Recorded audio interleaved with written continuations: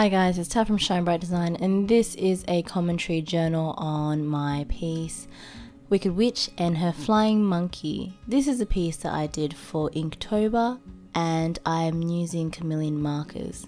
So I have been using Chameleon Markers for Inktober this year because one, I wanted some practice with the markers, and it's my biggest set, so it has the most colors that I have.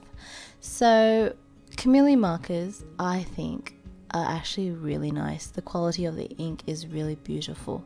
So this is also my first piece that I did in green skin as well, and I really enjoyed it.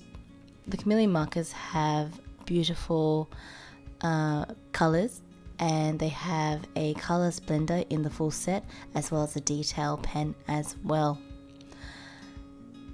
In this tutorial, I show a range of techniques.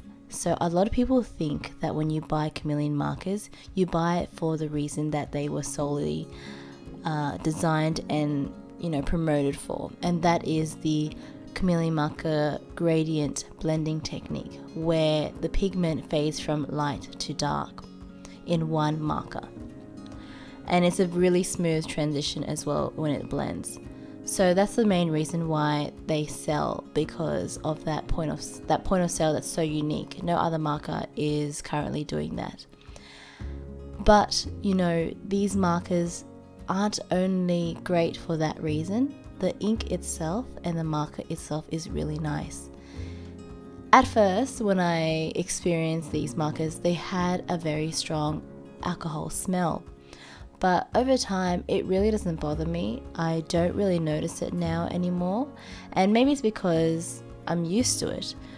But it's not strong in a sense that it causes headaches or anything like that. It is just strong, probably in the beginning. I'm not quite sure. If you have this experience where when you first started using your markers, they had a strong alcohol smell, please comment below and let me know. But right now, it doesn't bother me, so it possibly is something that happens when you have fresh markers. So I love the whole idea of Chameleon Markers where it goes from light to dark. And you know what? It allows me to layer on top of existing inks as well, and it does it really nicely, and I can do that gradient technique on top of color. So as I said before, this is my first piece doing green skin, and usually when I do skin, I use an underpainting color, which means I either use opposing colors like red or blue or green to create shadow. But because it was green skin, I didn't want to take the chance and do that experimenting, so I just did colors of green. I decided to do purple hair because I wanted a bit of contrast. I didn't want hair that was too normal, for example black or brown.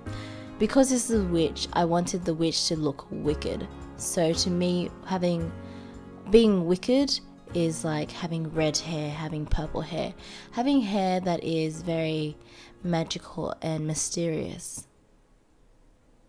So I use a grey to overlap on top of that purple, and I use the blending technique as well. I also use a combination of flat colors to create texture and highlight in the hair. But when I did this, it was really nice. I did love it, but I felt like it needed more. It needed more oomph just to give it that hair texture. So I whipped out my Chameleon Marker detail pen and I started doing some hair strokes. The detail pen is darker than that dark grey color that I placed on top of the purple. And what I like about this detail pen, it is a dual tip. So it has 4 mils on one side and 6 mils on the other side. So currently now I'm using a 4 mil to create these details. And I find that it's so fine, it allows me to create such nice hair strokes. I really did enjoy this pen, and it really hits the mark compared to my other pens as well. So all in all, this whole full set is really worth its value.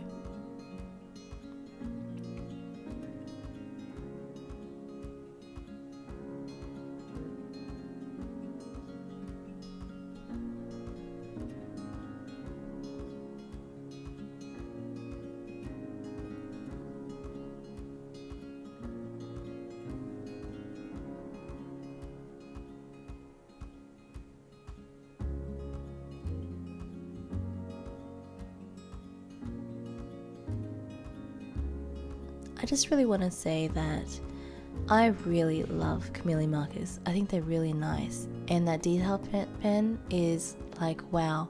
Look how it appears on the sleeves of her dress. So the original painting, the dress is black and there are black sleeves, but I wanted to give it something extra. You guys know me if you've been following me for a while. I like to step outside the box when it comes to my colorings and not do something that is to the original or that is normal. So instead of having black sleeves, I thought that I would have half the sleeves kind of sheer. So I did that kind of mesh-like pattern on her sleeves. So she has puffy sleeves at the top and the rest of her sleeves are sheer and see-through. Now, being a Halloween tutorial, I thought that I would also make this dress kind of Halloween spooky. So on top of this sheer mesh, I attempted to do some spiderwebs that were incorporated into that mesh.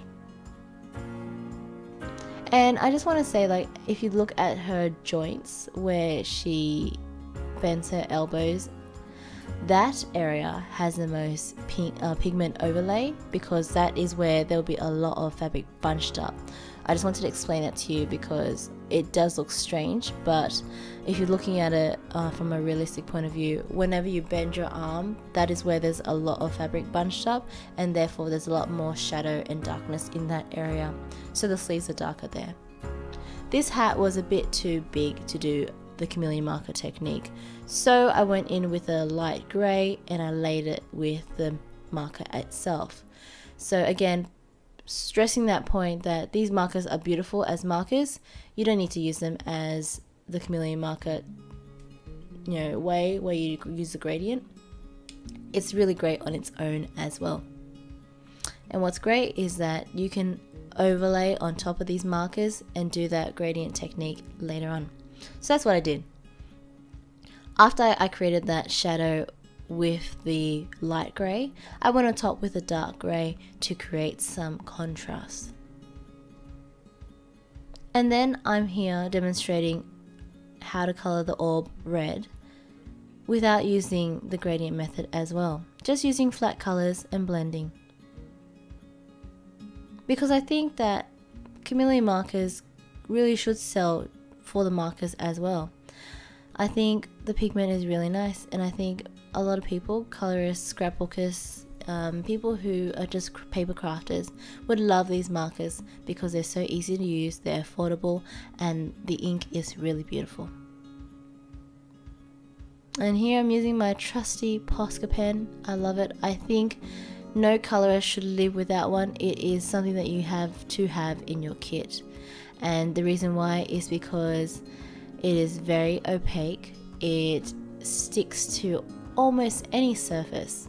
I use it on my paper surfaces that are really burnished, so they're really smooth, and a lot of the time things don't stick to it, but Posa pens do, and I think it's really beautiful.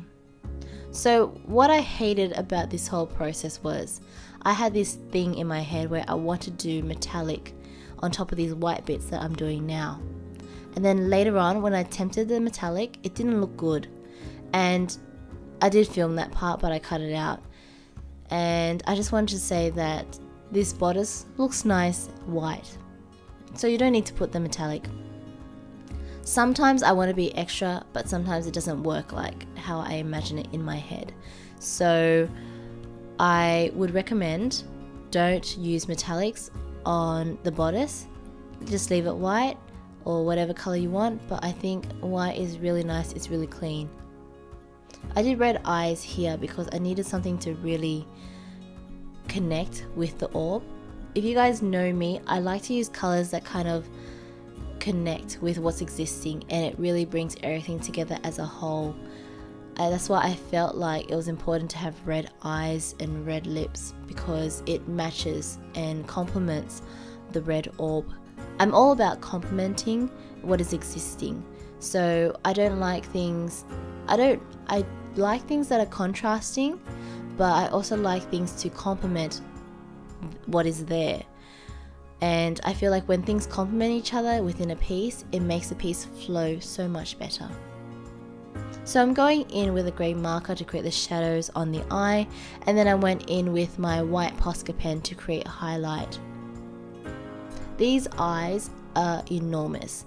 I love it when Jasmine does illustrations where the eyes are big, because it gives you a lot of opportunities to create texture and create that beautiful color that is possible within the eyes.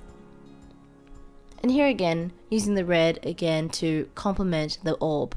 I really believe it's important to have colors in your work that complement each other. And then we put highlights on the sleeves because the sleeves are a bit puffy looking and they're sheer.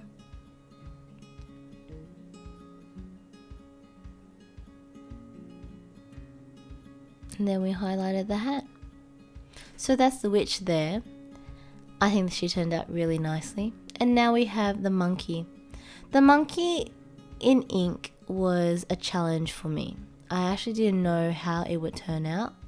And I was very aware of the potential that if I layer the inks wrong, it may not look like fur.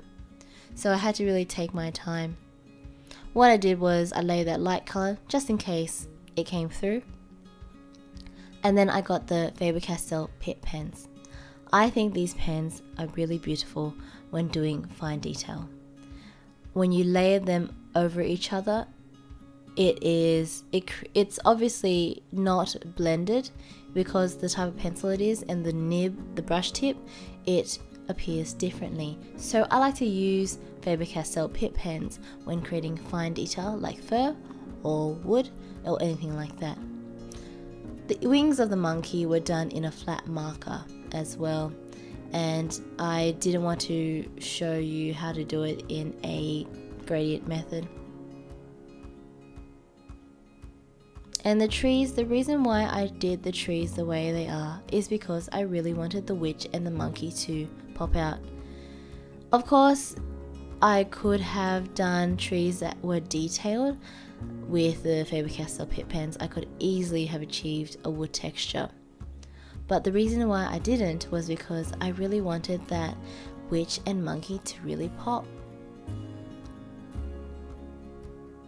Now, if the witch was extremely detailed, then yes, I would go with extremely detailed background as well.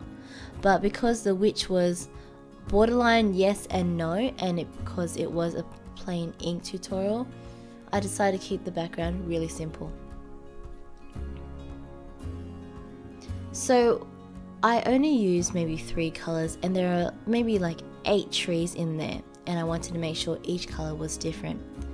So between the 8 trees, some trees will be done in 1 or 2 layers of the ink. Obviously, the areas that are darker are the areas that are more saturated with ink. So towards the bottom you can see here I'm going in with a CG9 and laying down some grey. And I'm going to do a gradient method towards the top as well.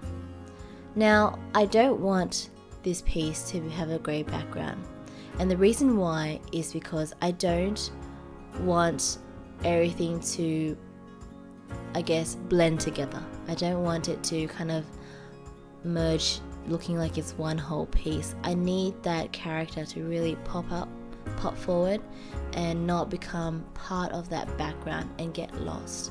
So I was very concerned in my head that, oh, okay, this witch could become lost in this background. So the way to do that is going on top of that grey, I went on top with blue.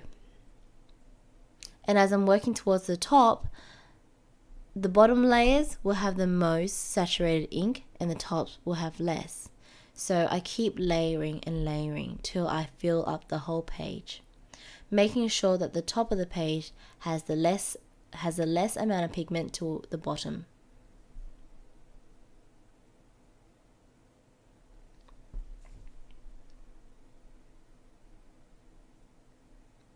I thought blue was a really smart color to use because, one, it wasn't like anything that was ever laid down, so it allowed the image to pop.